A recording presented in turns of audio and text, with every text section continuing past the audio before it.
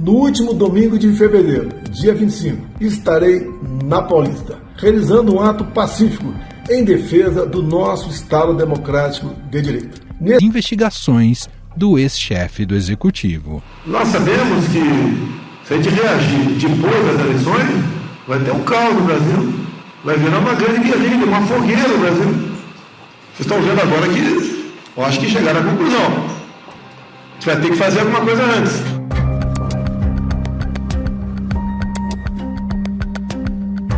A Polícia Federal também apura outros casos envolvendo o ex-presidente e seu entorno, como a suposta venda de joias que pertenciam à União, caso revelado aqui pelo Estadão, a criação de uma BIM paralela no governo, a falsificação de dados de cartões de vacinação e a operação de milícias digitais.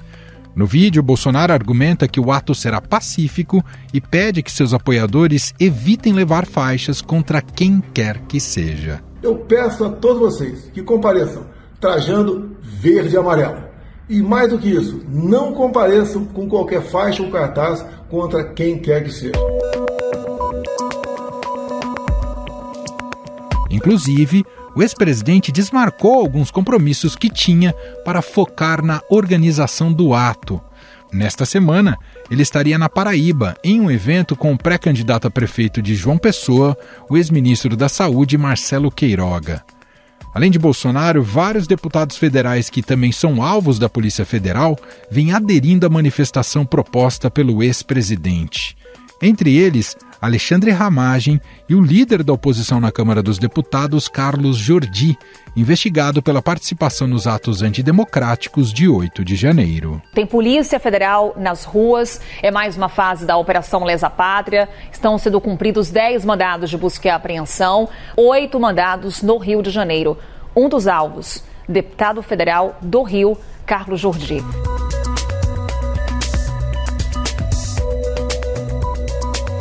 Não há dúvidas que o empenho da direita bolsonarista em fazer um ato grande tem o objetivo de intimidar qualquer tentativa de prisão do ex-presidente. A atitude de Jair Bolsonaro lembra a de um outro presidente na história recente da redemocratização do país. E esta é uma mensagem que eu dirijo agora a todo o Brasil, a todos aqueles que têm esta mesma profissão de fé, que saiam no próximo domingo de casa com alguma peça de roupa numa das cores da nossa bandeira, que exponham nas janelas.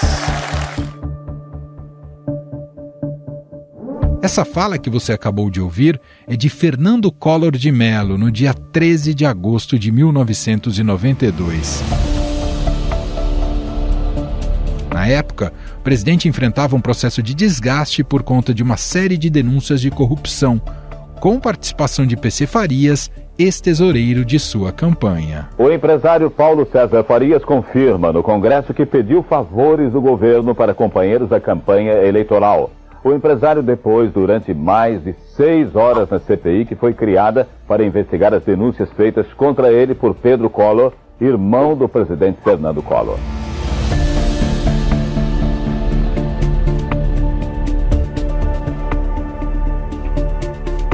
Em suas palavras, o mandatário criticava uma minoria que intranquilizava o país e apelava a seus eleitores, afirmando que era preciso mostrar onde está a verdadeira maioria. No entanto, o que aconteceu foi justamente o contrário. A manifestação começou cedo em frente à Catedral de Brasília. As pessoas ocuparam a esplanada dos ministérios, predominando a cor preta nas roupas, bandeiras e faixas. Uma carreata atravessou as principais avenidas da cidade, fazendo muito barulho. O objetivo era chegar até a casa da Dinda. Na noite do dia seguinte da convocação do presidente, cerca de 20 mil pessoas tomaram o centro do Rio com centenas de cartazes de Fora Collor, pedindo o impeachment já e afirmando basta de corrupção. E a partir daí, o movimento dos chamados caras pintadas só aumentou. No domingo, 15 de agosto de 1992, as principais capitais brasileiras registraram protestos. Foram os primeiros grandes atos do movimento de jovens que usavam tinta preta no rosto para ir às ruas reivindicando a saída de Collor. Eles se vestiram de preto, pintaram a cara e ganharam a rua. A escola hoje ficou para trás. foi trocada por uma passeata de protesto contra a corrupção e pela saída do presidente Collor. Sentido, ele sabe a divulgação daquelas reuniões ministeriais, ele tem consciência de que ele era um deputado com menor importância, né, do baixo clero, ele mesmo mencionou isso, e que tinha sido algo fora da curva, né, um ponto fora da curva, ele ter sido eleito presidente. E ele nunca fez questão de fazer parte da elite política principal. Mesmo durante a presidência dele, né, ele não trabalhou para isso, é um fato. Então, ele é uma figura politicamente isolada, né? As pessoas apoiavam Bolsonaro porque todo mundo apoia quem está no cargo de presidente, né? Aqueles que querem, todo mundo não, mas enfim, aqueles que podem e querem ter acesso aos recursos governamentais. Agora, ele saindo do cargo, ele manteve com ele a força de ser um grande eleitor. O bolsonarismo, a ideia de que há um bolsonarismo, que existe essa visão de direita radicalizada e que ele é capaz de apoiar e eventualmente até conseguir eleger determinados candidatos. E aí ele se tornou inelegível. E agora o cerco com relação a ele vem se apertando em direções, do ponto de vista dele, Bolsonaro, perigosas, porque ele pode vir a ser preso, ele pode se tornar inelegível para o resto da vida, e ele está lançando mão de um recurso que ele tem, o que ele pelo menos acredita ter, quer dizer, mas eu imagino que ele tenha realmente. O que vai, na verdade, não é, Manuel, o dia seguinte, ou no próprio dia da manifestação que ele convocou, aquilo ali vai ser avaliado por todos os lados, não é? E haverá uma avaliação predominante. Vão ter aqueles que vão avaliar que foi um fracasso, a gente já sabe que isso vai acontecer, vão ter aqueles que vão avaliar que foi um sucesso, mas haverá uma avaliação predominante. E Bolsonaro, ele aposta as fichas, né? E é claro que ele está se movimentando, não é só uma convocação, convocou agora e fico esperando o dia chegar e vamos ver quem vai. Isso tem um trabalho contínuo pelas mídias sociais, mobilizando todos aqueles apoiadores dele, negociando eventualmente apoios em eleições. Enfim, ele vai trabalhar para que a manifestação seja um sucesso.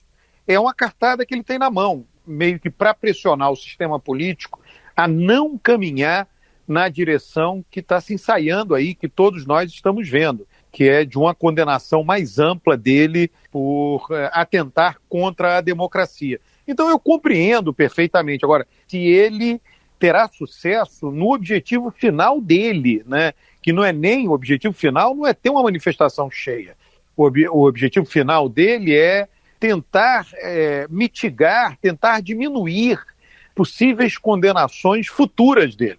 E até aqui nada tem caminhado nessa direção. O último levante popular bolsonarista não só fracassou, me refiro ali ao 8 de janeiro, como acabou em duras condenações do judiciário, né? E o processo, inclusive, corre ainda no Supremo com novas condenações. Isso não pode acabar desestimulando a participação popular desse dia 25, professor? Sim, pode, não tem a menor dúvida. Até o próprio decorrer da manifestação, nós esperamos, todos esperam que seja uma manifestação pacífica, mas na suposição que haja algum tipo de distúrbio, algum tipo de quebra-quebra, isso pode resultar em novas condenações, investigações. Então é isso, quer dizer, Bolsonaro está jogando uma cartada que tem seu risco, não tem a menor dúvida. Mas ele sempre foi assim, né? Ele sempre arriscou. Ele foi alguém, né, antissistema, né? Esse risco que ele tomou lá atrás deu certo, ele foi eleito presidente em 2018, agora não deu certo mais recentemente, ou não vem dando certo mais recentemente, mas isso é um traço de sua personalidade, ele funciona desse jeito que nós estamos vendo. Isso que o senhor comentou, né, como é que ele poderia, que tipo de estratégia ele poderia ter para salvar a própria pele, do ponto de vista jurídico, o fato dele ser justamente se comportar como um outsider, isso não complica ainda mais? Lembrando, por exemplo, quando o Lula esteve também numa situação muito delicada e chegou a ser preso, pelo menos ele tinha uma força partidária muito forte que lhe deu respaldo o tempo inteiro, não é, professor? Sim, uma força partidária e algo importante. Lula nunca deixou de ter diálogo nesse nível da elite, as pessoas dialogam, ou elas diretamente, ou enviam emissários, ele nunca deixou de ter diálogo com o Supremo Tribunal Federal. Então, Bolsonaro não tem diálogo com o Supremo Tribunal Federal, pelo contrário, quer dizer, ele sempre atacou de forma muito dura, e isso sempre foi um elemento importante, seu discurso de mobilização de seus seguidores, atacar o Supremo. Então, como é que Bolsonaro agora vai sentar com alguém do Supremo e conversar, ou mesmo mandar um enviado lá para conversar? Não tem clima para isso, não tem condição nenhuma de fazer isso, porque isso seria um caminho normal de um político normal, dizer, olha, a coisa está apertando para o meu lado, então eu vou pedir para alguém, né, alguém do mundo jurídico, ir lá conversar com os ministros do Supremo para ver, ou com o Procurador-Geral da República, esses diálogos existem, a elite está se conversando o tempo inteiro. Mas Bolsonaro não tem isso. E, com relação ao partido, o que pode vir a acontecer, não será surpreendente, é se o PL se complicar aí do ponto de vista jurídico como um partido apoiador de golpe de Estado. Isso pode acontecer.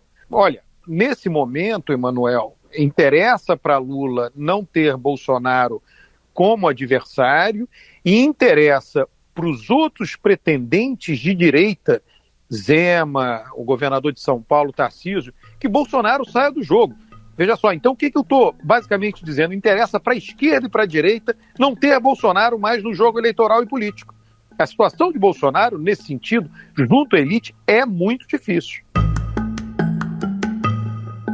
E nesse sentido, olhando para esse cenário político, isso tende a empurrar essa extrema-direita mais para o centro, de voltar a ter figuras mais moderadas disputando esse espaço, Brusa? Sim, eu acho que saindo o Bolsonaro do jogo, saindo parcialmente, veja só, já há uma saída dele do jogo que é relevante, tá? Que é a próxima eleição presidencial. Ele Sim. não estará na cédula eleitoral, ninguém vai poder digitar o número dele e apertar. Então isso é importante, é relevante. Pode ser que isso seja estendido para mais uma eleição, 2, 3, para o resto da vida dele, atentou contra a democracia. Então isso é relevante. É claro que isso confere a oportunidade, veja só, os movimentos de Lula é uma figura carismática, uma figura que, quando se reúne em caráter reservado com as pessoas, tem um tratamento pessoal muito jeitoso, muito positivo, amigável, né? Então ele já fez essas pontes com Zema, já fez essa ponte com o governador de São Paulo, Tarcísio de Freitas. Então todos eles, se fossem caminhar ou buscar esse eleitor órfão de Bolsonaro de direita, certamente seriam bastante diferentes de Bolsonaro.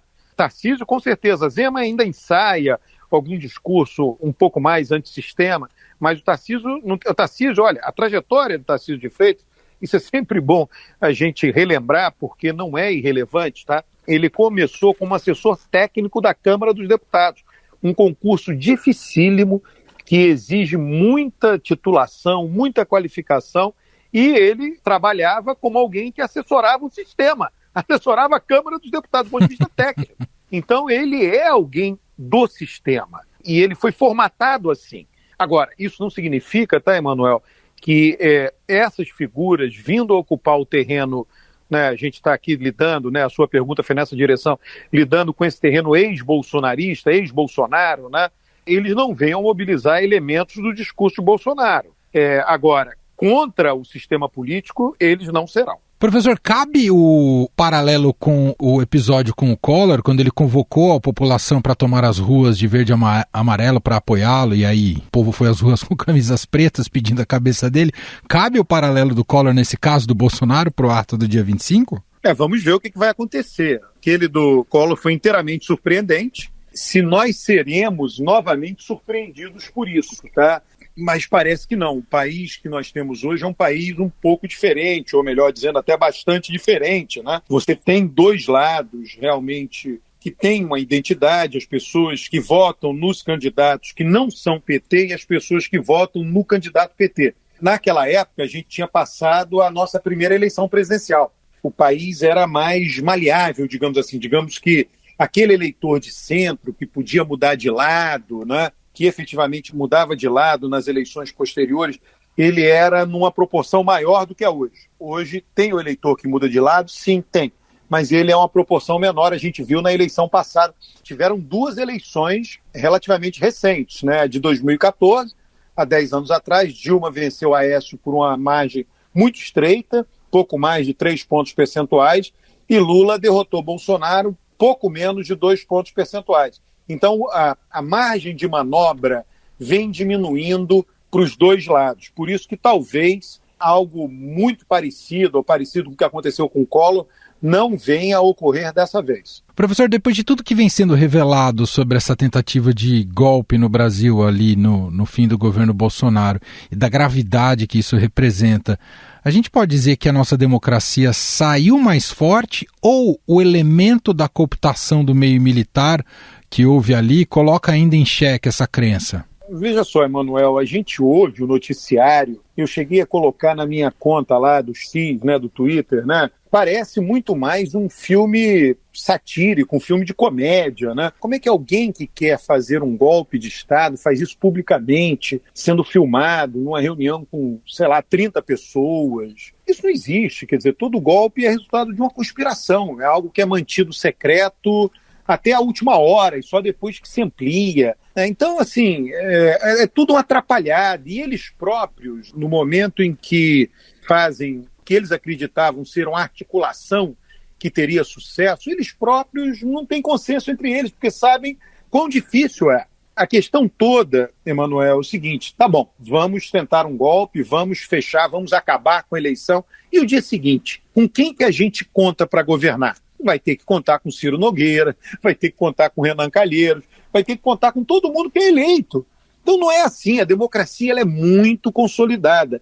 E a reação agora de toda a elite, dos operadores do sistema político, tem sido uma reação muito dura. Né? A reação do Supremo, as declarações, é uma reação muito dura à tentativa. Todos os políticos que estão aí, cujos nomes próprios, né, estão no seu podcast, né, nas manchetes do Estado de São Paulo, são políticos que, para viver, dependem do voto. Por que essas figuras vão querer um sistema? Olha, agora eu não sei se eu serei eleito ou não, né, esses caras estarão lá em cima, o que eles vão fazer comigo, como é que é? E agora, mais do que nunca, né, eles se tornaram muito poderosos, deputados e senadores, um volume de recursos enorme na mão deles. Qualquer coisa que seja fora da democracia para eles, que não seja democrático, é um risco desnecessário. É a incerteza completa. Só para a gente concluir, te fazer uma última pergunta sobre as eleições municipais. Essa lógica nacionalizada, né, de uma polarização maior da sociedade, ela vai influir diretamente na escolha do eleitor nas eleições municipais? Ou isso tem menos efeito, professor? Ou talvez só tenha efeito em eleições em grandes cidades como São Paulo? A resposta é sim por um lado e não por outro, tá? E aí tem que separar aonde terá influência e onde não terá. Veja, quando os candidatos estiverem lá disputando a eleição e na televisão, debates, né, o que vai estar em jogo para definir o resultado eleitoral é resolver o problema da cidade, resolver os problemas da cidade. Tá? Então, nesse sentido, né, a resposta seria não para a sua pergunta. De fato, ali, olha, quem é que eu vejo como mais qualificado para melhorar a saúde pública, melhorar o atendimento nos postos, que é sempre o principal problema, né? Então, nesse aspecto não interfere, mas antes disso, terá a colocação das candidaturas, terá o próprio julgamento, né, que os eleitores farão de cada candidatura, né? Por exemplo, em regiões do Brasil extremamente conservadoras, interior, dominado pelo agro, se a gente pegar interior de Goiás, interior do Mato Grosso, dificilmente o PT